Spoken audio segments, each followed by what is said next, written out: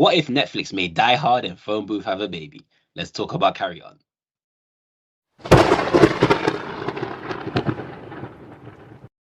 Hello, everyone. Welcome back. We are back at the Eye of the Storm podcast. Guys, today we're going to talk about Carry On. But before we get into the main discussion, you already know what time it is.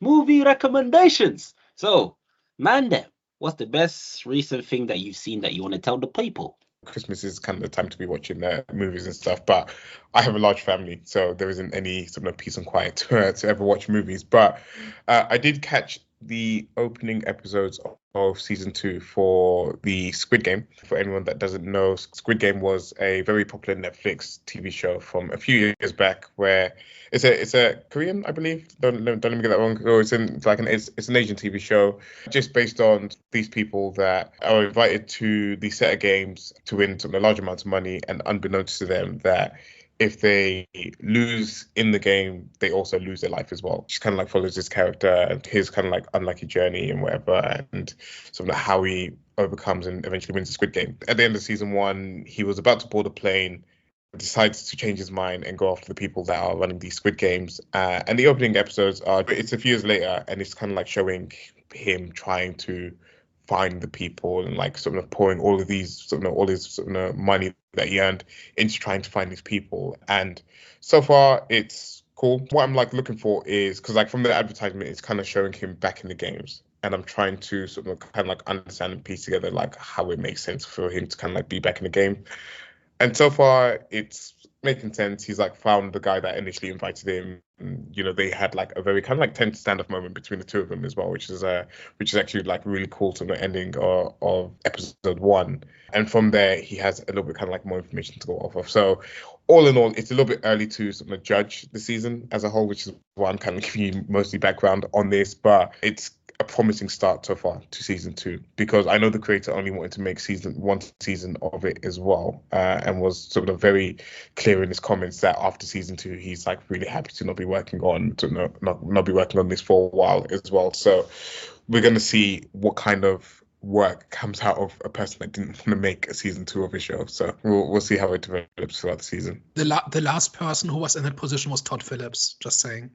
And we got the Joker too. So far it's not that level. So far he at least cares about what he created enough to not completely butcher the characters. But we'll see how it plays out. I finished it. I really liked it. People had an issue with it on social media. I don't know if you've been checking it. They had a big issue with it, but I liked it. Yeah. So I think to be fair, I don't know. I think you might have the same opinion as other people. I'm not too sure. I think you might. But I missed the comments. What were the issues? Mainly just the ending.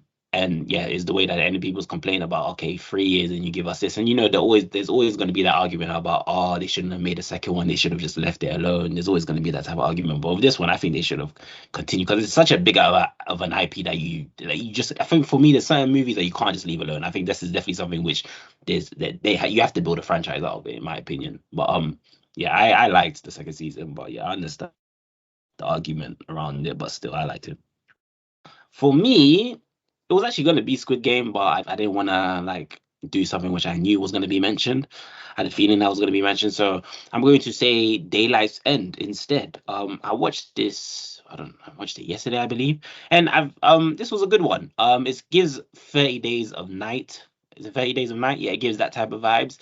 Even though this was in the city, it was based in the city, so pretty much there's a plague that turns everyone into like vampires or just bloodthirsty creatures, but they look kind of like vampires in a way. And yeah, just a group of survivors trying to survive. There's nothing out of the ordinary. There's nothing that's different from any other film any other film just like this. I just think it's just like a good film to binge on if you're in that type of mood, in terms of like the whole post-apocalyptic zombie or vampire, taking over your city, group of survivors trying to survive. Yeah, it's just one of those movies where you have a good time with it. Action is great. Character interactions, like the whole relationship dynamics, isn't the greatest, but it's good. It's definitely good enough. So yeah, man, it's definitely. I don't think there's like any highlight moments. It's just a fun film. It's a fun film to binge on. So I definitely say that's something which you should add to your binge list if you're ever in that mood of that apocalypse mood. I'm always looking for good vampire movies, and especially ones that are actually monsters. And I've not heard of this, so I might check it out. All right, my pick this week is Screamers, which is a 1995 sci-fi horror movie. And the idea is essentially that it's a remote mining planet. There are these two factions that have been at war over resources that have the potential to save Earth. And they are locked in this years-long, if not decades-long war. And everybody is essentially so far gone from Earth that they've basically been forgotten, and they've just been killing each other for years and years, and there's no end in sight. The title refers to this weapon called the Screamers, which are essentially saw blades stuck to drones that kind of bury under the ground, and as they come for you, they make this screaming sound. The plot is kind of whatever. It basically involves the first chance in years at peace negotiations. So a group of people from one faction start to seek out people from the other faction, and then the plot kind of unfolds from there, and they kind of travel through this desolate wasteland that the world has turned into. And the plot is not really the amazing thing. It's more about this sense of bleakness and hopelessness that comes from somebody who has lived through years of war. And it might accidentally have anticipated what drone warfare is like. Like, now that that's a reality, it actually kept reminding me as I watched it about stuff that has just happened in the past year or the past 2 years. So it's kind of interesting on that front. So it's all atmosphere, it's all character, it's all vibes, and the story is also there. But overall, I really enjoyed it. And it's this kind of old school science fiction that they don't really make very much of anymore. So I enjoyed it on that level. It was a massive flop when it came out and people called it trash. And I think it's at least a good time if you like that kind of movie. Is there monsters in this film? The Screamers are drones. They're kind of these autonomous drones that are basically replicating themselves, and they burrow through the ground and come after you. Part of the plot is that they've started making drones that look like people. That creates this paranoia angle of who can you trust, who is a screamer, who is a person. A theme of this is that kind of war is kind of nonsense, that the person on the other side is not really your enemy, you just happen to be on the other side. This arbitrariness of who's friend and who's foe. And then there's like an actual enemy that's dangerous to everybody, who looks like you but isn't you, but is actually a dangerous weapon that just tried to kill you. So it's kind of this whole perception of reality and that sort of thing that is based on a Philip K. Dick story, who was a famous science fiction author in the 60s and 70s, who wrote a whole bunch of stuff like this, like constructed reality and perception and that sort of thing. He also wrote like Minority Report and a few others, and Blade Runner as well. Like the stories that those movies are based on. And this is one of the less well-known ones, but it's just a good watch. I'm gonna check that out. It looks decent. All right. Well, the main event.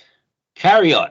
Let me just tell you guys quickly what it was about. It's pretty much about a young airline security guard who's blackmailed into smuggling by someone mysterious, by the way. So into smuggling a mysterious package, a dangerous package, onto the plane. Guys, what did you think? So I actually had a pretty good time with it, considering everything. So I think there's really two big parts to this movie. One is the actual plot itself, which is one of the stupider things I've seen in a while. Like the more you pay attention to the details and try to question things, the more absurd everything gets. And some of this is like the logistics of how airports work, and some of this is like just basic physics and like people behaving like humans. Just to give one example, the guy has this earpiece in his ear and the terrorist is talking to him, and he talks out loud to have that conversation. But there's like hundreds of people around him in earshot, and he's just talking to himself, and nobody notices, even though they should, right? So I thought there were some clever scenes in this that I'm sure we'll get into, where essentially the TSA guy has to stop the terrorists, but the terrorists can see and hear everything he does, right? Because they're hacked into the surveillance, right? And like the airport, like the security cameras and stuff like that. And so a few times in the movie, he finds ways to trick them. And by knowing exactly like how the airport is laid out and what they can see and what they can't. And so there's a couple of scenes where he outsmarts them. And I had the feeling that the writer was really proud of themselves for having come up with that idea. But that is then buried in an extremely stupid plot that ignores everything about how the world works and how people work. And it's kind of, I think it comes down to like how much of our problem is that for you.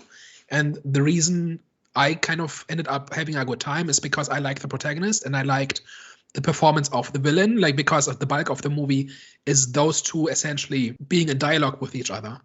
And this whole cat and mouse game and how the two kind of try to manipulate each other is something I got a lot of enjoyment out of. And most of the plot holes and stuff like that don't really impact the character level too much.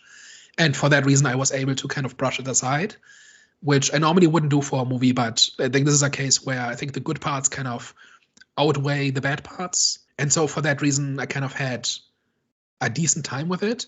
But then by the end, the plot takes over again because we have to stop the terrorist. And that's where it just gets aggressively stupid. And you kind of just have to say, okay, like by this point, you either care about the guy or you don't. And it kind of determines, I think, whether or not you're going to like the movie. So saying that, I did not care about the protagonists, and therefore I didn't enjoy the movie quite as much as you did. I will say it's a good streaming movie. It's not a good movie. And what I mean by that is that because you're at home and it's on Netflix and it's just like something easy that you can put on, I guess it's fine. Like it does kind of enough things well in the movie in terms of like having an interesting premise. You know, it's kind of like similar to Pelham 1, 2, 3, where you've got like the villain in the protagonist's ears, knows everything, well, knows a lot about them and kind of like has them sort of kind of like doing their bidding essentially, and kind of has them under the gun without sort of actually having to physically put a gun at them. Apart from like the premise and the idea of it, I just didn't get behind any of the characters or anything like that. I quite like the villain, the actor that plays sort of the villain. He's in like a few different movies that I do like, but he just didn't kind of like work here for me. And that's maybe more because I've seen him in like comedy movies as opposed to like trying to take him seriously as a bad guy in this. I just like, this like kind of like, oh, he's the guy from Ozark as well. But like this kind of like stern, sort of trying to be intimidating thing just didn't quite work for me when viewing him. And then like the hero guy, he was just like kind of run of the mill type character for me, and I couldn't quite get behind his story. And like they spent a lot of time in the movie at the start of the movie trying to set him up, trying to kind of like set up his flaws and this, that, and the other. And I was just like, okay, for me, it just felt like we were wasting too much time at the start of the movie trying to like set things up and try to like make things empathetic and try to like establish things that he has to lose, like the pregnant girlfriend and stuff like that, when it could have been done a little bit more concise. I will say, like, some of the action, some of the kind of like, him trying to like outsmart the villain was pretty satisfying, pretty clever. But overall, I don't know, man. I just didn't like. I had like an okay time with this movie, but it definitely wasn't one that I would like play again or even recommend. Even though it's really weird because this is getting like, from what I've seen, it's getting quite high praise, and I'm just like, I'm looking at it, I'm like, I guess, but I don't know, I don't completely get it.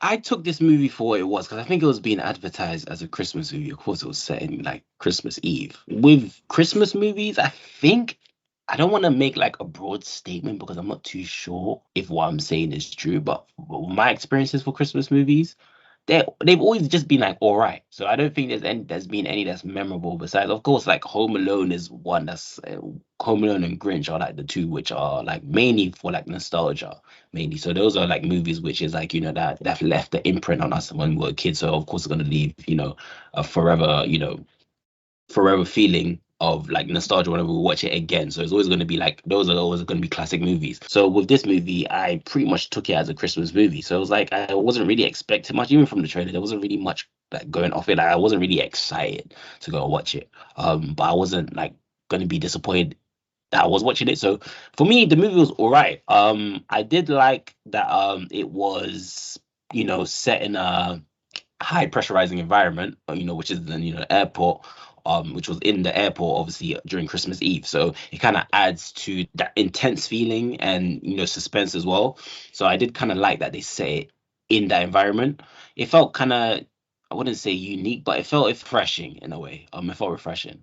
But overall, there was nothing memorable about this. It felt just like another Netflix film. You just add to the catalog. I don't think there was anything stand out. I did actually kind of like the antagonist because I think his character, him as an actor, did fit well with the character because I'm familiar with his work in Ozark. Obviously, I loved Ozark, so he had that kind of mellow, smart, witty, sinister-ish feeling and tone about him. So I think for me, him as the antagonist was really good. Yeah, I don't really have much to say about this movie besides it was an all right film. There wasn't really anything standout-ish. The story was cool. I felt like there were some things which were like realistic, but of course there was a lot of things which were completely outrageous. But like, look, I don't really have much to say besides this movie was all right. It was all right. I think it was a cool little Christmas movie to watch. I wouldn't say you should watch it on Christmas Day. Hell no, I wouldn't say it's definitely not that monumental for you to be watching it on Christmas Day. But it was okay. It was just like another Netflix movie that you watch when there's nothing else to watch. So for you guys, so you've kind of spoken about the plot a bit. So let's kind of get more into it. Do you think what about the plot did you like, and what about the plot did you disagree with? And do you think that this is a film that is going to be known, like it's going to be spoken about in terms of like its storytelling and the plot, or is it mainly going to be something that's going to be known for like individual performances, or it could be something else? I think this movie will mostly be mentioned in terms of when people talk about how awful Netflix movies are, people will mention this one as the counter argument because it's not that bad. I think that's pretty much what's going on. Yeah, I can see that. But that's the thing. I have an issue with that though, because it's like I'm not too familiar with Netflix's history. But like streaming movies, I remember people talking about how streaming movies are going to take over. But now it seems like streaming movies are just creating movies which are not that bad. So was that their intention? Like, what's the purpose of this movie? Was it just to create another movie which wasn't that bad and that, because, you know what I'm saying? Like, what was the intentions for this film? So Netflix's business model is making movies that you can watch while cooking dinner or folding laundry. That's their target audience for their movies. So movies that are pleasant to watch, not too challenging. You don't really need to be in the same room. You just need to check in on it every once in a while, right? And that is why a lot of these movies are so terrible, and that is why these movies have things like really stock characters and really blunt exposition where characters will just outright say out loud what they're doing and why they're doing it. Like this movie had, like in the beginning, when they're in the car driving to the airport, they're outright explaining each other's life stories to each other, which is the more clumsiest exposition I've seen in a long time. Thankfully, not the entire movie is like this, but like the first couple of minutes are really like the most basic storytelling you've ever seen. And that is by design by Netflix.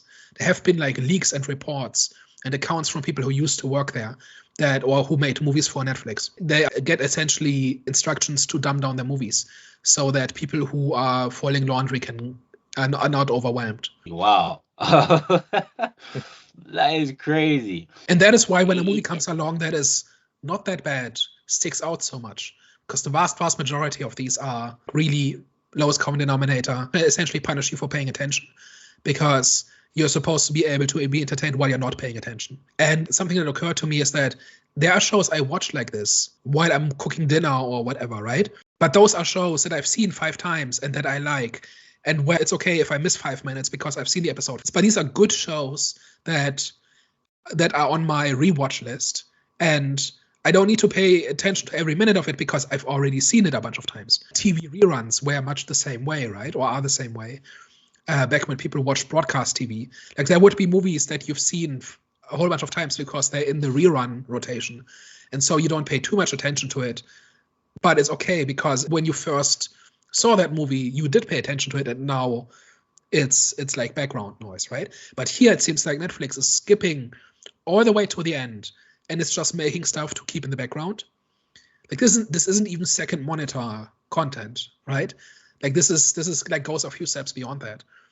And if you actually care about movies and want to be awake while you're watching them, like that's like a slap in the face, right? Part of it is that they have to constantly provide sort of fresh new material for people to watch as well, and to keep people subscribed to Netflix. And every time that they have like kind of like one of these things, they try and like plaster it at the front so that everyone sees. And I think like this is like one of like the most viewed Netflix like movies in like of the year or something like that, which is a little bit surprising for it being this movie. But like saying that, I don't think I've like paid attention to too many of the other Netflix originals. That's a lot of laundry. Yeah, and in terms of like them dumbing down the movie, to be fair, it kind of makes sense because it's a lot of people that are probably even like time poor and don't have sort of too much time to maybe even like pop to the cinema or have like the freedom to pop to the cinema whenever they want. So it's just like something easy for them to watch whilst they are doing whatever, or like maybe have a spare evening and maybe just want to watch something that's like light and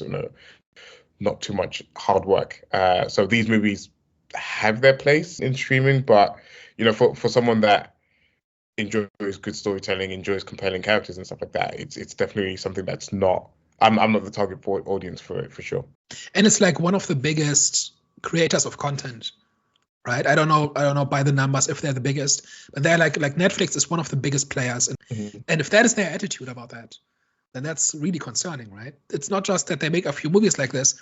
It's their deliberate strategy, and they're changing movies or rejecting movies based on not fitting that template, right? Yeah. What's interesting though is on the flip side, I believe they put more care and attention into the TV series that they're actually producing, because like Netflix have had so many big hits in terms of sort of TV series, and if anything, they're more kind of like synonymous for those, like things like Squid Game, things like Stranger Things and stuff like that are really like big shows that have had like really good like cultural impact as well. So it's surprising that they don't try to apply some of that at least to a few of the movies that they are producing each year, where they have like kind of like the tentpole ones where they do put more effort into trying to produce something that's a little bit more worthy of the movie title.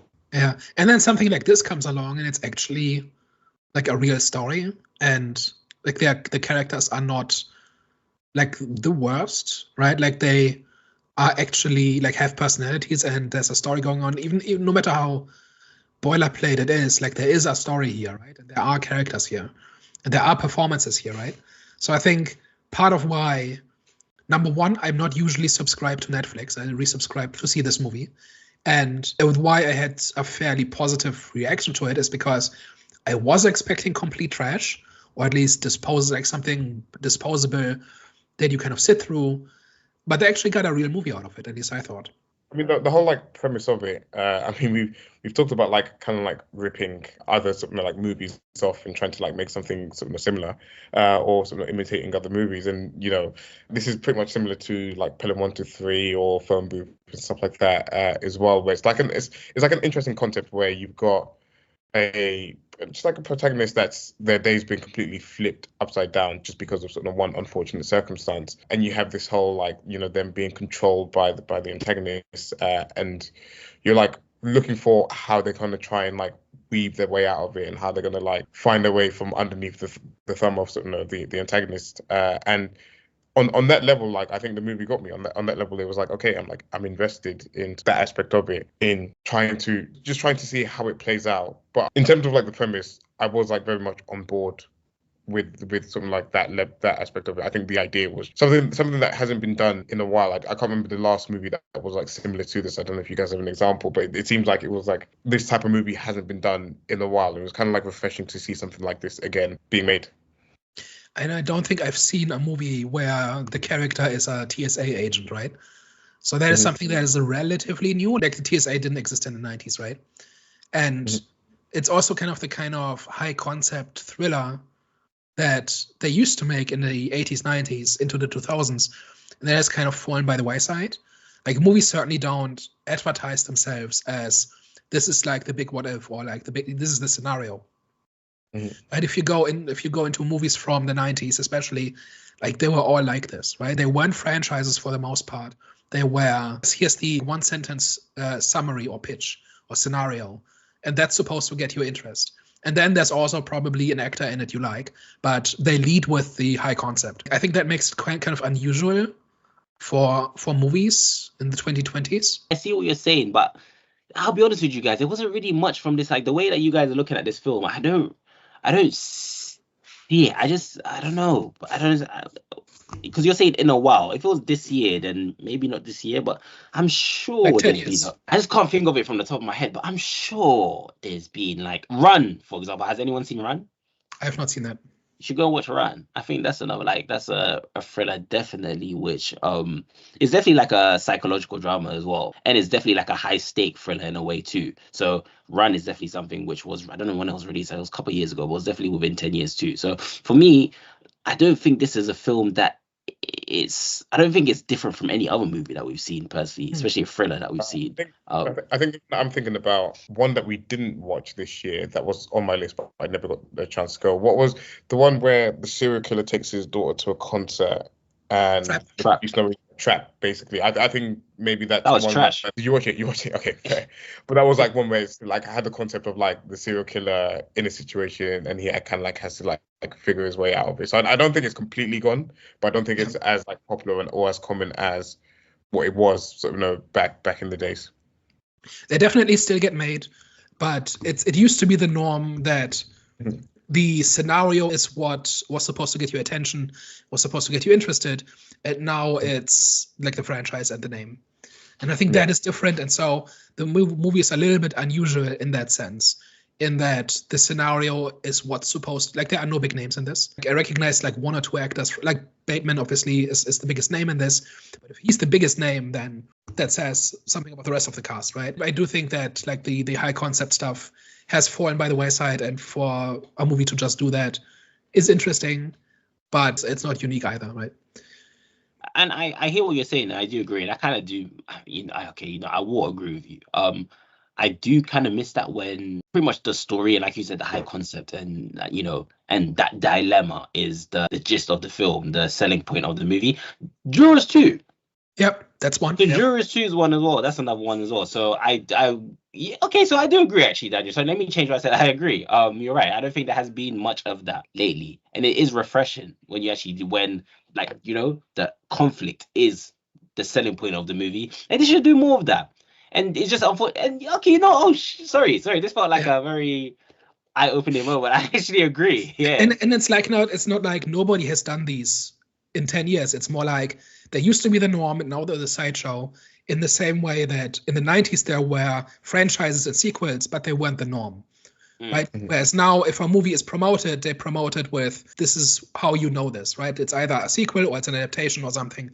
That is in almost all cases how it's marketed primarily and how people think about it, right? Like it's just, maybe this is just my pet peeve, but every time I see people talk about movies, it's just about like what else it's related to, as opposed to whether or not the story is interesting. And that then kind of leads into this whole idea of an unnecessary movie, or a movie that people haven't asked for, when really the question should be, does this offer an interesting story? To me, that's a symptom of people not being used to thinking in terms of the premise. Like, this is what the movie's about, but this is what it's a sequel to, or this is what it's connected to, or this is what it's adapting, or whatever. I do think that is a thing. And most Netflix movies are original movies, but they also tend to not lead with like a high concept, I don't think. Just something I noticed, and I thought it was interesting. But the thing about this one was, I don't think that the concept in this was that interesting, even though they did lead with like the concept of the movie. For me personally, I don't think it was like interesting enough to get me excited or wanting to go and watch the movie, or engaged enough, because I've seen this before, like, people trying to smuggle in dangerous things in the airport before. So that's the issue that I have with the film, was like, it just wasn't really, it wasn't different. There wasn't anything about it. It was just another, it was just another terrorist trying to get, I quite like the airport angle of it, because that's a scenario. No, I like the airport angle. Don't get twisted. I like it was set in the airport. It's just the threat in terms of like the bomb. It was I've seen that all before. It could have been something different. You know what I'm saying? Well, sorry, carry on. I mean, yeah, like the bomb in that, sure, it's like whatever, but it's the idea of like trying to smuggle something as dangerous as that through an airport where, again, since 9/11, airport security has been up to the max, and they're doing constant checks and this and the other, and then the antagonist in this has kind of like thought of a way to get one of the TSA agents kind of like on board and blackmail a few people to kind of like do his bidding, essentially, and have that level of control of them to a point where he believes it should be a routine operation. This person checks it, clears the bag, and then they kind of like board the flight, and everything should be kind of like rosy on there. Again, I don't know how in real life how things are flagged, whether if something like that is flagged, it's reported to like other systems and this and the other. I don't know the realism of it, but the idea of it is pretty straightforward. And then of course, as the movie kind of unfolds, things kind of go a little bit awry and things doesn't go to plan, and it's like what happens then after that is pretty much the movie. But the whole like airport aspect of it just added a level of thrill, because again, this is meant to be like one of the tightest. Obviously, you have like president security and this and the other, but in terms of like a regular person, this is like kind of like the most secure place, or the place you're meant to feel like nothing can get through, essentially. It's also a very structured and locked down environment, right? And they try to have this theme of control and being control of your life versus being controlled by other people and stuff like that. But I think if you really want to make a movie like this work, you really need somebody like Christopher Nolan or somebody like that, like somebody who is extremely technically minded and very detail oriented, and really like spends like 2 years mapping out, okay, this is how airports work, and this is logistics of the plot, and this is where the bomb needs to go, and these are the different people that need to be bribed or tricked or something, and then that kind of unfolds like a clockwork or something like that, right? And this movie goes into that arena a little bit, but it's not smart enough or dedicated enough to actually make that work, I don't think. Because like what you mentioned, like surely it's not just one guy looking at a screen, right? Like surely there's some form of automation or second or checks and balances or whatever. And I did not believe that this is like how it would happen. And if it's not how it would happen, then why are we going through all these elaborate steps and jumping through all of these hoops, right? Are we not just like setting up like a prop just so we can knock it down, but it's not a real puzzle and it's not a real challenge? What was even more frustrating and what kind of like took away from the realism of it as well is that, again, you're meant to take the airport situation seriously, but then you have people just like killing people in an airport or willy-nilly, especially the bad guy. Like, yeah, he made it look like that security guard had a heart attack, but you literally bumped into him just before he's gone down, essentially. So like people, like one check of the cameras, people are going to see that, people are going to see your face, and people are going to see like the moment before he died, you kind of like bumped into him and then something happened. And then to make it even worse, towards the end of the movie, like his like second guy that he had in the van, just like outright stabbing someone in the airport. It's just like, okay, how serious are we meant to take the airport concept of what's going on? And someone pulling up outside of the airport with a sniper rifle to shoot his girlfriend, versus like this premise of like, this airport's meant to be like really tight security and nothing's meant to get through. So things like that really kind of like annoyed me and like took me out of the idea that they were trying to sell here. Yeah, and that is why I think this, like, if you're going to make this work, you really have to make it work. You really have to think through the scenario and all the different factors that all have to work. You have to justify each step of it, and if you do that, then there's real tension. Like this whole thing about a van can just stand in parking for an hour at the airport and nobody checks on it. Like, never mind that there's a sniper rifle poking out the side. Okay, like, I don't know, maybe that's small or whatever. But just the fact that it stands there for more than a minute and nobody notices, I think that is the kind of thing that wouldn't happen at a major airport like Los Angeles. Honestly, and it adds to the film having like a predictable storyline, because it had a predictable outcome as well as having a predictable storyline. So it was like, there wasn't anything new. There wasn't anything out of the ordinary. There wasn't anything like that taught me anything new about working at a freaking airport, or in terms of like the character's role. It is annoying. I just wanted a bit, like I said, I wanted a bit more. It felt very unrealistic. But a question as well: do you think the antagonist threat? Do you think it could have been high enough? And what I mean by that, like, could you think there could have been a scene where something actually did happen to the girlfriend? Like, make it more interesting. Like, was it engaging enough for you? Was it exciting enough for you? They're not going to kill the girlfriend, right? Not kill her, but just, sorry. But because we know she's going to be fine, there's no actual tension, right? We know that they're going to be reunited in the end, right? So you have to kind of derive your tension from something else, or you have to be so good that we forget that there are no real stakes, right? That's the other option. And I don't think it really does that either. Like, I think one of the things that really works and it really holds this movie together is Jason Bateman's performance as the Traveler, because his voice in Ethan's ear makes the movie for me, right? Yeah. Like their dialogue and their back and forth, and Ethan's attempts to outsmart or intimidate him, and the Traveler always has an answer and always has a plan.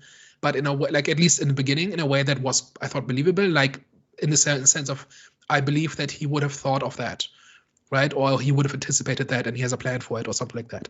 When you dig into the details, then maybe this, like, it starts to unravel fairly quickly. But just in terms of their interaction with Traveler's voice in Ethan's ear, I thought that really worked, and that was probably the main reason why I actually enjoyed most of it. That's then a problem when about 2/3 of the movie that stops and it turns into a chase movie. I agree. I think that was definitely like the selling point of the film, because obviously it's similar with like Phone Booth, and that's the selling point of Phone Booth as well. So do you think that should have been longer? It should have been like that interaction there should have been longer until it builds to the point where they do actually meet. But if they did do that, then couldn't you argue and say that's like any other film? Like, obviously, because in Phone Booth, I forgot how it ended, but did he end up meeting the antagonist? I don't remember. But I think what you need to do here is you need to come up with some kind of escalation. And like from a thematic standpoint, this entire thing is about Ethan not being in charge of his life, right? He lives life on like other people's terms. He's pretty much there to support Nora, and he has a job where he performs routine tasks that execute other people's rules. And then he gets into a situation where the Traveler tells him what to do. So his entire thing, and there's even a line where it gets really obvious and really in your face, where the Traveler says something like, "Stop trying to outsmart me. You'll never be in control." Right? Mm-hmm. And if you set it up like that, then you have to structure it in a way where the big payoff at the end is where Ethan does take control. And he kind of does, in that he becomes an action protagonist and he goes rogue and he starts like going outside the rules. But I didn't find it very satisfying, because ultimately it felt like, okay, we had a premise for the first half of the movie, and that was kind of compelling and kind of suspenseful. But then it just turns into an action movie in the second half, like a generic one, with lots of running around and lots of gunfights and trying to make it to a particular place fast enough and stuff like that. And that's kind of where like the movie wasn't smart enough. Like, that's where the movie had to be smart. It had to present me with a scenario in which I believed that Ethan could outsmart the Traveler. And I think you could have done that by doing like there's like one of the cool things in this was where he swipes the supervisor's tablet, whatever, right? And puts the guy with the bomb on the search list. And he does it in a way that his boss doesn't notice and that the Traveler doesn't notice, because he knows where the security cameras are, and the Traveler only sees things that the security cameras see, and that is how he kind of outsmarts them, but he doesn't think it through, and then like it escalates and goes off the rails from there. But the Traveler is still too experienced and too powerful to actually be caught by this, right? Because now the thing Ethan didn't anticipate is that they can still set off the bomb just in the airport and kill 20 times as many people, right? So the movie really needed some kind of conclusion where I felt it was earned and satisfying, and they didn't really. They just and the worst part of that is the hermetically sealed locker, where one of the most deadliest and infectious nerve agents in the world is kind of just contained by it, and it just like an airplane just happens to have that in its cargo hold at exactly the right place, and Ethan knows exactly how to handle it, like how to handle the nerve agent and how to utilize this locker, and that resolves the entire plot. And after that, everything is fine. There's no consequence, there's no complications, there's no nothing. And I think that is really where it really falls apart. Like, I can excuse all of the plot holes and inaccuracies of how the TSA works, how airports work, if you gave me a way to convince me that this is earned on Ethan's part. And I think that is really where it falls apart. I agree with what you're saying, Daniel. And I think for me, why I enjoyed the antagonist threat was like his omniscient and omnipotent type of presence, where he could like cause damage from afar, and he knew like his own sex, obviously, because he had people working with him where they were seeing I forgot his name, but the main character, whenever he I remember the scene where he was like messaging from under his phone, they caught him and obviously they told him, and then he was it just felt like he was a god in a way. He felt like he just knew his at his every step. So having that omniscient and omnipotent presence was definitely for me one of the things that I liked about the antagonist. When they kind of met, I think their meeting was too soon. They should have kept that whole dynamic where the interaction through the phone. I think that should have been done way longer. I think it did kind of like collapse for me personally when they came into contact, because then that's when it got a bit ridiculous. That's when they had to start adding in the action, and the action in the airport is pretty much ridiculous because the airport is very strict. So any like commotion or like everything's pretty much caught on camera. And like you said, you mentioned with the whole van being outside for like an hour, that doesn't happen. Like, you know what I'm saying? That there's always going to be someone there with a ticket. You know what I'm saying? There's going to be someone with a ticket that will tell you to have a move, or you know what I'm saying? So yeah, it kind of got a bit, it got ridiculous once, the protagonist and the antagonist met. I think they should have just kept, the relationship just should have been kept apart the way that it was in the beginning. It should have been throughout. But I do understand how that could have turned it, because I think if they did do that, then that would have been a film which wouldn't have been like, a dumb film for obviously the audience, where like Daniel says, the audience that are, cleaning their clothes, doing their washing and stuff like that. So, but yeah, I think they should have kept it like that for like the majority of the film, like at least Act 1 and Act 2, definitely. And I think they needed a plan for that second half, right? Where they said, okay, it's one kind of movie while they're talking through the earpiece. And then halfway through or something, the rules change and now they're interacting in person and are trying to outsmart and outmaneuver each other. But in order to do that, you have to think it through. You can't just cobble something together like the entire second half needed to be the point.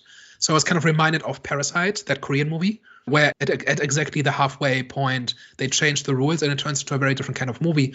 But that switch is the point of the movie, right? That is, the entire movie is built around executing that switch. And it's very jarring, and because it's so jarring, it's so effective. Because you think you're watching one kind of movie, and then they pull the rug out from you, and now you're in a different movie, and you have to catch up with the movie. And I think that is what they needed to do here. And instead, they just cobbled together some 2000s era action movie cliches that kind of end up with the villain dead and everything is fine. And that is just really unsatisfying. And if they're going to do this, they had to really have a plan for what is the second half about and how does it contrast with the first half. And they didn't do that. They just had stuff happen until the movie was over. Question, was there anything that surprised you? I really like Jason Bateman in this. Like, I know him mostly from Arrested Development. He's usually the straight man in comedies, and him being like a fairly sinister villain type of character, I thought that worked great. And I think a movie needs to impress you, even in small ways, to really get your attention, right?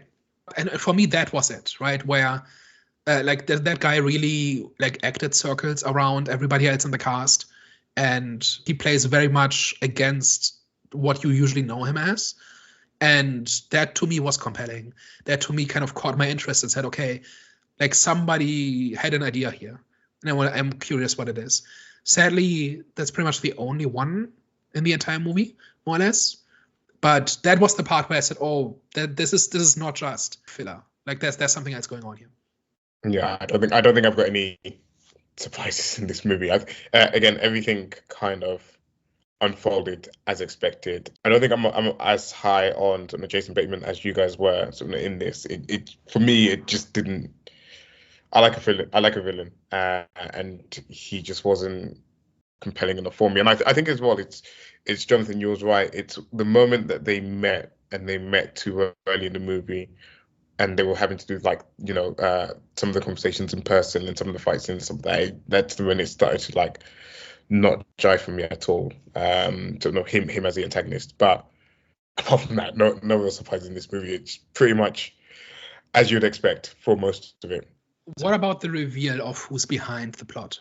So it turns out that the target of the plot is a senator who's traveling to Washington to give testimony or be part of a vote or something in order to increase weapons funding.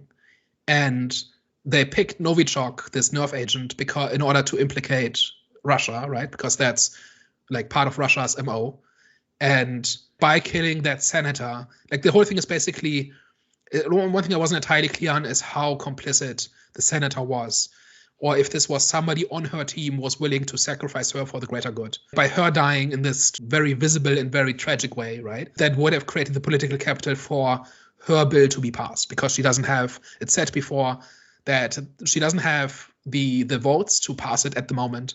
But the idea would be that if this plan succeeds, that's how she would get that majority, right? It's kind of implied that it's like the weapons manufacturers that are behind this because they stand to gain like big contracts and whatever if this passes. I think what was smart was the weapon that they were using, because I think it was designed by Russians, right? This is a real thing. This has been used by Russia in the past to kill lots of people, because once it's released, it's basically impossible to defend yourself against it, which makes the finale where he just closes the door, this glass locker, and it's perfectly contained. That's the exact opposite of what would happen. Yeah. But the idea is basically that once you release this thing, like everybody in the remote vicinity will die at a horrible death. I think that's all right. I think they were smart to use a Russian weapon as the thing that kind of takes out, to pretty much make, turn the senator or whatever into a martyr while using a Russian weapon. I think that was smart. But it's like another case where they kind of set themselves up for failure because it's not that smart a movie, right? It doesn't actually say anything about anything. It doesn't like refer to real world events or like events of the recent years. Like this is happening in a context where there is real like sabotage and stuff like that happening mostly in Europe, but I think some of it in the US too. And in that context, you're creating the story where there's a false flag operation implicating Russia just for profit reasons, right? So you should at least acknowledge that. Like, I think if this was a smart movie, and I think this doesn't want to be that kind of movie, but at the same time it sets itself up to be that kind of movie, right? Because it's like wading into this topic, and this is not like 2000 where like Russia is kind of the go-to villain, but it's not related to what's immediately happening in the world at the moment. You know what I mean? It is not quite as abstract as it would have been 10 or 20 years ago, where they were kind of like Russia has always been kind of the safe villain that you can kind of vilify without anybody complaining. And like this is kind of going to that well, but they don't seem to have realized that there's actually stuff in that area actually going on. Calling it tone deaf is maybe too much or too not quite to the point. But it's like they try to be smart, but then they aren't smart enough to realize how not smart they are. Do you know what I mean? Yeah. And this is kind of the same thing with constructing this very technical plot about the logistics and constraints of the airport and airport security and hinging the entire plot on it. But then but because they don't understand these things and don't want to understand these things, they then have to hand wave all of it and just make stuff up. But you've kind of created the expectation in the audience that this is what the movie's going to be about. But then it's not because they can't handle it. I don't know. Like it's really weird. Nah, I agree. I just don't think they really want to go into that much, obviously, research and just that much work into it. Like you said, it just wants to make it like it's very simplistic. So it was simplistic. There were times where it could have been a bit complex and interesting, but it's a Netflix movie and we already know who their target audience is. So But then it could just have been some drugs in a suitcase. True. Right? Like they didn't have to be this. I think the movie spends enough time as well, because we don't get the reveal pretty much until the third act, when everything's kind of going a little bit crazy, and I don't think the movie does enough to even like weave any type of storyline related to sort of the kind of like the Russian nerve gas into sort of the rest of the story and what's kind of like unfolding in the rest of the movie, it seems. So for me, when you were kind of like initially asking, I was like, it really could have been anything. Like they could have like plug and placed it with anything, and it wouldn't have really like mattered for the movie itself and like how things like kind of unfolded, because I don't think it has much impact on any of the characters at all in this sort of particular movie. But obviously it has like the real world implications, and it has like, again, like you mentioned about like sabotage and interfering and this and the other, and like manipulation tactics, and obviously like what do you believe in like the media and like how things are reported and stuff like that. There's like loads of angles that it could have potentially gone down, but essentially it doesn't choose to do any of that at all. It's just an agent. It's just like an agent, or like the vehicle of what they want it to be in the suitcase, essentially, and kind of like nothing more than that, unless it was a victim being dumbed down. They do need to be the thing in the suitcase, something that can kill a lot of people. So in that sense, just it being drugs wouldn't have done it. But you could have done something else, I'm sure. One thing that is kind of interesting about this is that the audience reaction to this. So the critics seem to broadly like it. They're not raving about it, but it's broadly positive.